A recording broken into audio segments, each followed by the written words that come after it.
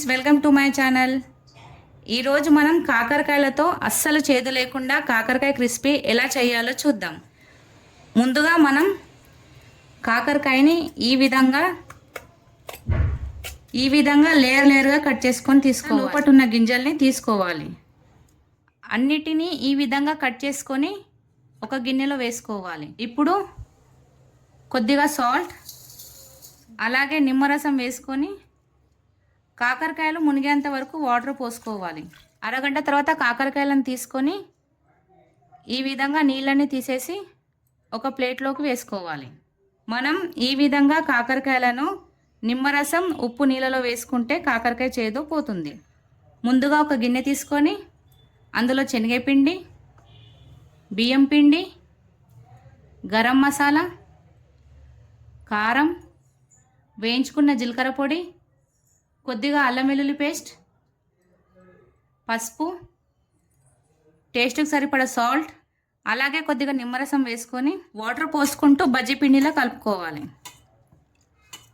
ఈ విధంగా బజ్జీ పిండిలా కలుపుకొని పక్కన పెట్టుకోవాలి.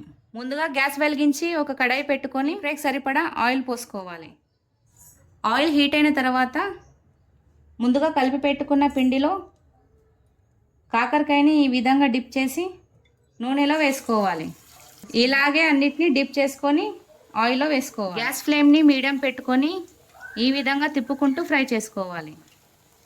ఇలా కాకరకాయ ఫ్రై చేసామంటే కాకరకాయ ఇష్టం లేని వాళ్ళైనా ఎంతో ఇష్టంగా తింటారు. లోపట ఉన్న కాకరకాయ క్రిస్పీ అయ్యేంత వరకు మనం ఫ్రై చేసుకోవాలి. ఇలా ఈ విధంగా కలర్ వచ్చేంత వరకు ఫ్రై చేసుకొని ఒక ప్లేట్లో వేసుకోవాలి.